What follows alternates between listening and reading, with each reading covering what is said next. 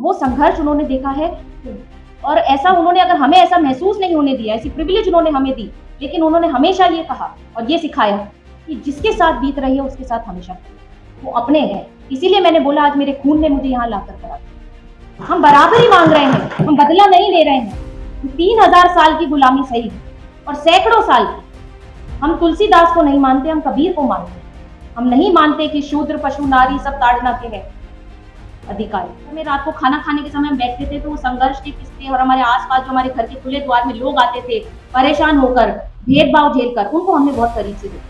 क्योंकि अब हमारे बीच में कबीर नहीं आएंगे, हमारे बीच में गुरु नानक नहीं आएंगे, हमारे बीच में ज्योतिबा फुले, बाबा साहब अम्बेडकर नहीं आएंगे और कोई दूसरा शरद यादव भी पैदा नहीं। छात्र रहे हैं उनसे खास लगाव रहा है क्योंकि वो खुद छात्र राजनीति से संघर्ष कर कर यहाँ तक पहुंचे थे।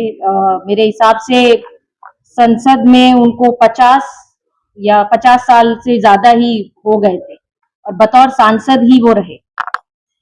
उन्होंने कभी इधर उधर दाएं बाएं देखने का काम नहीं किया। तो ऐसी परिस्थितियों में आज जब यहाँ पर यूजीसी का कानून लागू होता है, उसके अंदर ओबीसी को जगह मिलती है, एससी एसटी को जगह मिलती है, बहुत अच्छी बात। लेकिन साथियों, ये हमें सोचना पड़ेगा कि हमारी जगह के लिए हमें इतना संघर्ष क्यों करना पड़ता है।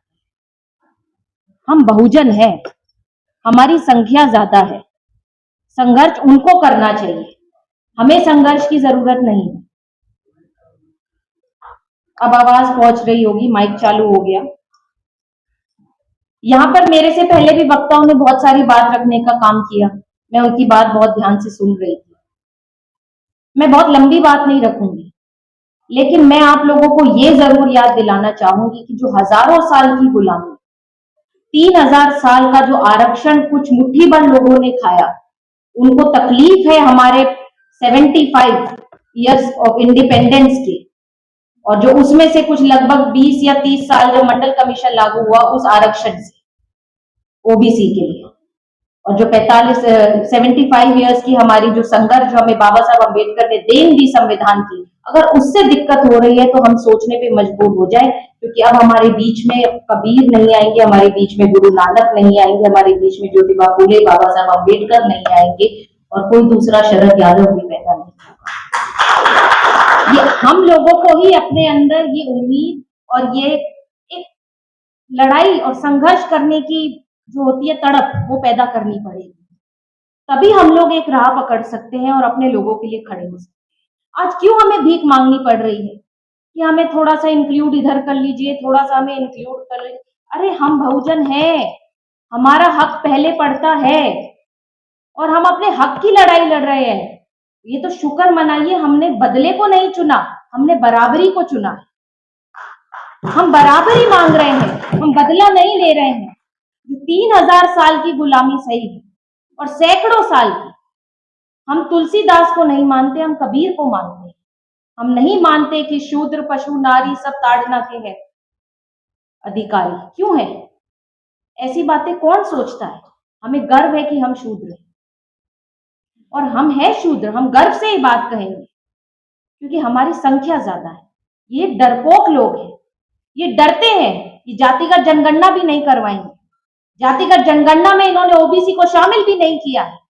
जो फर्स्ट फेज की जनगणना आई है उसके अंदर ओबीसी का सवाल ही गायब कर दिया। हमारे शीर्ष नेतृत्व राहुल गांधी जी, जो हाल ही में, मैं यहाँ पर फिर से कहूंगी कि कांग्रेस पार्टी ने कभी सामाजिक न्याय की बात नहीं करी, लेकिन हमारे न्याय योद्धा राहुल गांधी जी लगातार सामाजिक न्याय का झंडा लेकर चल रहे हैं।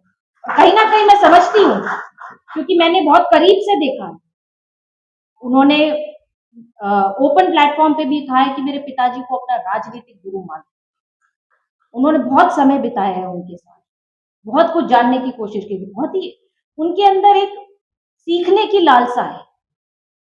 और यही कारण है कि आज मैं, राजेंद्र पाल गौतम जी, अनिल जैहिंद जी, अजय कुमार लल्लू जी जैसे लोग इस पार्टी में बंधे हुए हैं, पर है और अपना संघर्ष कर रहे हैं और लड़ते रहेंगे क्योंकि हमारे नेता हमारे साथ है। इसमें मुझे कोई शर्म नहीं आती कहना। राहुल गांधी जी ने जातिगत जनगणना की बात उठाई, उससे पहले मैं थोड़ा जाऊंगी। मैंने बहुत करीब से 3 चीजें देखी हैं, अपने घर में देखी है। हो सकता है वो संघर्ष मैंने ना देखा हो, लेकिन जब हमारे घर में रात को खाना खाने के समय हम बैठते थे तो वो संघर्ष के किस्से और हमारे आसपास जो हमारे घर के खुले द्वार में लोग आते थे परेशान होकर, भेदभाव झेलकर, उनको हमने बहुत करीब से देखा।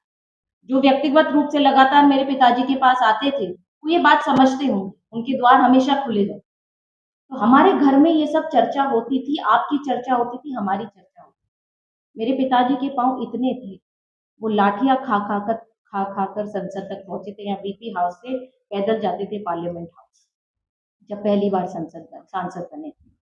तो वो संघर्ष उन्होंने देखा है और ऐसा उन्होंने अगर हमें ऐसा महसूस नहीं होने दिया, ऐसी प्रिविलेज उन्होंने हमें दी, लेकिन उन्होंने हमेशा ये कहा और ये सिखाया कि जिसके साथ बीत रही है उसके साथ हमेशा खड़े रहें। वो अपने हैं, इसीलिए मैंने बोला आज मेरे खून ने मुझे यहाँ लाकर खड़ा यहाँ पर तमाम लोग अपने आंकड़े रखने का काम कर रहे थे। मैं ये जानती हूँ कि भेदभाव होता है और यूजीसी क्यों जरूरी है, क्योंकि हर कदम पर भेदभाव। आप एडमिशन के लिए जब एंट्रेंस टेस्ट देते हैं उसमें आपको फेल कर दिया जाता है, आपको क्लियर नहीं किया जाता है। अगर भूले भटके अगर थोड़ा बहुत सीट भरने के लिए पिछड़े और दलित समाज के लोग पहुंच भी जाते हैं एम्स में, नीट में, तो उन लोगों को हटा दिया जाता है। मुंगेकर कमेटी की रिपोर्ट तो आपने देखी होगी कि एम्स में किस तरीके से फिजियोलॉजी के पेपर में टैगिंग कर विशेष समुदाय के लोगों को फेल किया गया था। उस कमेटी ने साफ बताया है इस बात को। क्यों एम्स में चौथे या पांचवें माले पर SC ST OBC के बच्चों को कमरा दिया जाता है हॉस्टल में? क्यों हम लोगों को प्रिविलेज नहीं है कि हम घुसते ही अपने कमरे में जाएं और अपने आराम से रहें? 3-4 माले क्यों हम चढ़े? तो साथियों ये सोची समझी साजिश होती है, इसके लिए बहुत जरूरी है। हमारे नेता भी हमको कहते हैं और मैं देखती हुई अभी आई हूँ, मेरे पिताजी का लगातार संघर्ष रहा है। अनिल जैन जी यहाँ पर मौजूद है, उन्होंने साझी विरासत बचाओ, यहाँ पे रत्नाकर जी भी बैठे थे, इन सब लोगों ने मिलकर एक साझी विरासत बचाने की जो मुहिम चलाई थी देश भर में। अब वो समय आ गया है कि अब आप युवा शक्ति भी उसको, और मयंक कितना अच्छा काम कर रहे हैं, उसको आगे लेकर चलने का काम कीजिए, क्योंकि ये आपकी विरासत है और ये अब बचाने का समय आ गया है। इसके बाद आपको मौका नहीं मिलेगा। आज आप लोगों के साथ भेदभाव सुनने वाला कोई नहीं है, सुप्रीम कोर्ट में नहीं है, आपकी फैकल्टी नहीं है। JNU की वाइस चांसलर कहती है कि दलित और ब्लैक विक्टिम कार्ड खेलते हैं। अरे हमसे अच्छे तो वो गोरे हैं अमेरिका में, उन्होंने इतना बड़ा दिल रखा कि बराक ओबामा को वहां का राष्ट्रपति बना दिया। हम क्या है, हम आज भी उसी जाति व्यवस्था में पड़े हुए हैं और ये जाति व्यवस्था नहीं जाने वाली है साथियों। आपका खून बदल सकता है, आपका लिंग बदल सकता है, आप अपना शहर, देश, नेशनलिटी सब कुछ बदल सकते हो, पर आप अपनी जाति नहीं बदल सकते। ये सच्चाई है। पर जिस दिन एक मुट्ठी भर लोग जाति खत्म करने की बात ठान लेंगे, जातिगत जनगणना करवाने की बात पे अडिग हो जाएंगे, उनकी भी गिनती करो, हमारी भी गिनती करो। वो कास्ट सिस्टम मानना बंद कर दे, हम भी कास्ट सिस्टम मानना बंद कर दें। हम तो मान ही नहीं रहे कास्ट सिस्टम, हम तो एक तरफ पड़े हुए। तो इसीलिए साथियों यहाँ पर आप लोगों ने मुझे बुलाया, मैं ज्यादा समय नहीं लूंगी।